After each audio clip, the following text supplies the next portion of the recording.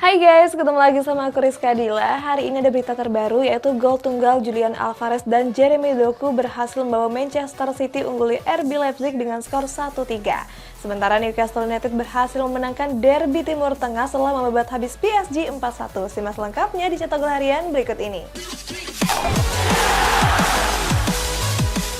Kita awali berita hari ini dari hasil pertandingan Liga Champions di mana Alvaro Morata kembali membawa Atletico Madrid menang atas Feyenoord dengan skor 3-2.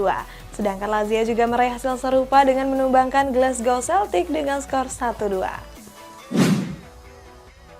Atletico Madrid sukses memetik 3 poin setelah berhasil mengalahkan Feyenoord dengan skor 3-2.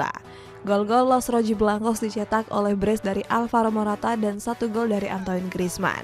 Sementara gol balasan dari Feyenoord hadir lewat gol bunuh diri dari Mario Hermoso dan gol David Hanko. Kemenangan ini membuat anak asuh Diego Simeone kokoh di puncak klasemen.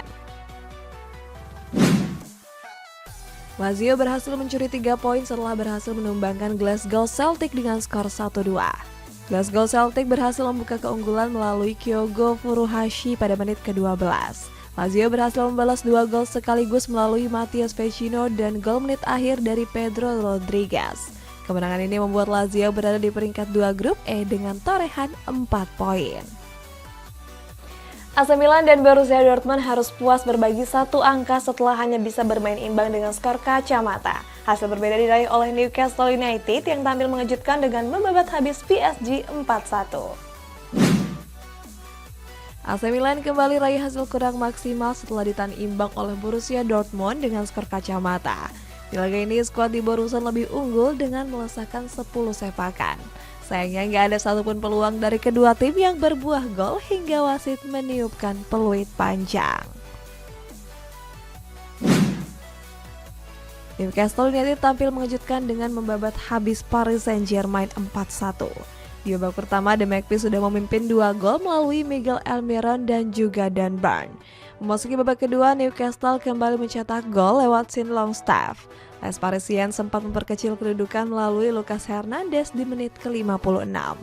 Fabian Schär menutup pesta gol The Magpies dengan mencetak gol di menit ke-91. Dengan hasil ini, The Magpies memimpin klasemen sementara grup neraka. Gol telat Julian Alvarez berhasil membawa Manchester City mengamankan 3 poin usai mengalahkan RB Leipzig dengan skor 1-3. Sedangkan Barcelona juga meraih hasil serupa dengan mampu mengalahkan FC Porto 0-1. Manchester City meraih hasil positif atas RB Leipzig dengan meraih kemenangan tipis 1-3. Skuad The Citizens berhasil unggul lebih dulu melalui gol Phil Foden di menit ke-25. Gol balasan RB Leipzig datang melalui Luis Openda di awal babak kedua. Beruntung gol telat Julian Alvarez dan Jeremy Doku berhasil amankan 3 poin untuk skuad asuhan Pep Guardiola. Barcelona berhasil membungkam FC Porto di laga kedua Liga Champions dengan skor 0-1. Skuad Blaugrana mencetak gol pembuka melalui Ferran Torres di masa injury time babak pertama. Memasuki babak kedua, Blaugrana gagal mencetak 1 pun gol tambahan. Kemenangan ini membuat Barcelona berada di puncak klasemen grup H dengan torehan 6 poin. Kalau tadi dari hasil pertandingan, kita masuk ke sesi konferensi pers di mana Jurgen Klopp nggak mau meremehkan kekuatan dari Union Saint-Gilloise. Komentar berbeda disampaikan oleh Jose Mourinho yang nggak mau berbicara mengenai peluang juara AS Roma. Jurgen Klopp enggan meremehkan kekuatan Union Saint-Gilloise di laga kedua fase grup Europa League. Alasannya Saint-Gilloise tengah memimpin puncak klasemen sementara Liga Belgia. Klopp menganggap ini menjadi modal bagus untuk Les Unionistes menghadapi anak asuhnya. Pelatih asal Jerman ini menuntut Liverpool untuk bekerja keras agar meraih poin penuh. Jose Mourinho masih enggan berbicara mengenai peluang AS Roma meraih gelar Europa League musim ini. The Special One menganggap perjalanan Giallorossi masih sangat jauh. Pelatih asal Portugal ini ingin memastikan anak asuhnya lolos dari fase grup. Mourinho juga menuntut skuad Serigala Ibu Kota mengunci posisi puncak klasemen grup G. Next ada Roberto De Zerbi yang mengakui kalau Brighton masih kesulitan memainkan banyak pertandingan. Sedangkan Xabi Alonso akan terus berusaha untuk melanjutkan tren kemenangan Bayer Leverkusen. Roberto De Zerbi menyebut Brighton masih belum terbiasa memainkan banyak laga. Kini skuad The Seagulls harus menghadapi 2 atau 3 laga beruntun dalam seminggu. Dirinya juga mengaku bakal mengubah susunan pemain saat menghadapi Olympique de Marseille. De Zerbi sangat percaya diri perubahan taktik ini bakal membawa hasil positif. Xabi Alonso menyebut dirinya akan berusaha melanjutkan tren kemenangan di Europa League. Pelatih Bayer Leverkusen itu sangat terhormat bisa bertemu dengan Molde. Sang juara bertahan Liga Norwegia itu dinilai akan bisa merepotkan para pemainnya. Kita masuk ke kabar rumor nih guys, ada MU yang membidik Gonzalo Inacio untuk menambah lini pertahanan yang keropos. Masih dari rumor transfer ke Premier League, di mana Kaoru Mitoma setuju perpanjang kontrak di Brighton sampai tahun 2028. Manchester United dikabarkan mengincar Gonzalo Inacio dari Sporting Lisbon. Inacio dinilai cukup layak untuk menambah lini pertahanan The Red Devil yang keropos. Hanya saja MU harus merogoh kocek 38 juta pound sterling untuk menggayatnya ke Old Trafford. Selain itu mereka juga bersaing dengan Liverpool dan Newcastle United. Kaoru Mitoma dikabarkan akan segera menandatangani kontrak baru bersama Brighton. Pemain asal Jepang ini akan bertahan lebih lama, yakni hingga tahun 2028. Mitoma juga akan mendapatkan kenaikan gaji senilai 80.000 pound sterling per minggu. Gaji ini meningkat signifikan dari gaji sebelumnya yang hanya diterima 10.000 pound sterling saja. Real Madrid belum menyerah untuk mengamankan jasa Dusan Vlahovic pada bursa transfer mendatang. Menurut laporan dari Sky Sport, El Real ingin mencari pesaing Joselu. Sejauh ini Vlahovic masih menunjukkan performa yang konsisten bersama Juventus. Rencananya skuad Los Blancos akan meminjam ex-Fiorentina ini selama setengah musim pada musim dingin. Konsistensi Leroy Sané bersama Bayern Munchen membuat dirinya banyak diminati klub raksasa. Gak terkecuali Barcelona yang kepincut mendatangkannya di musim dingin mendatang.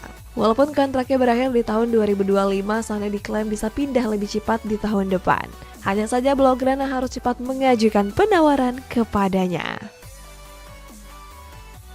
Christophe Galtier akan kembali melatih setelah menganggur dalam waktu cukup lama.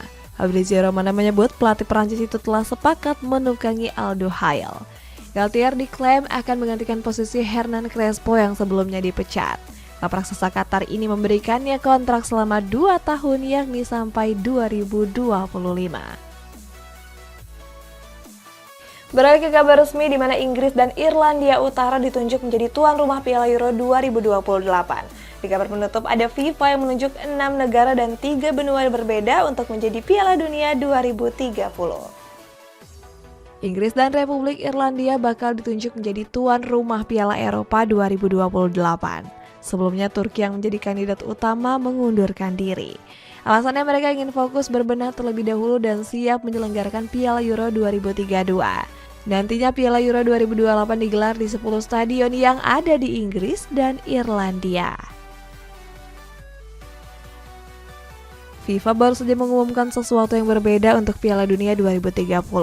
Nantinya ajang 4 tahunan ini akan digelar di 6 negara dan 3 benua sekaligus. Laga pembuka akan diadakan di benua Amerika yakni Argentina, Uruguay, dan Paraguay.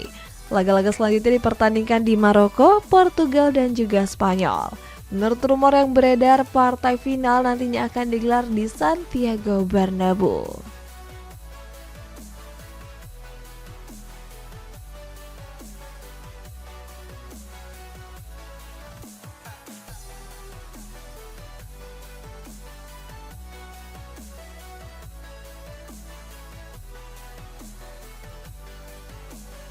Premier League berencana ingin meliput seluruh aktivitas pemain sebelum pertandingan. Sayangnya rencana tersebut mendapat penolakan dari pelatih Chelsea Mauricio Pochettino.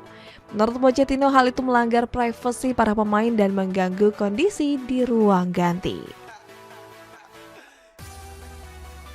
UEFA resmi menarik hukuman terhadap Rusia yang melakukan agresi militer ke Ukraina.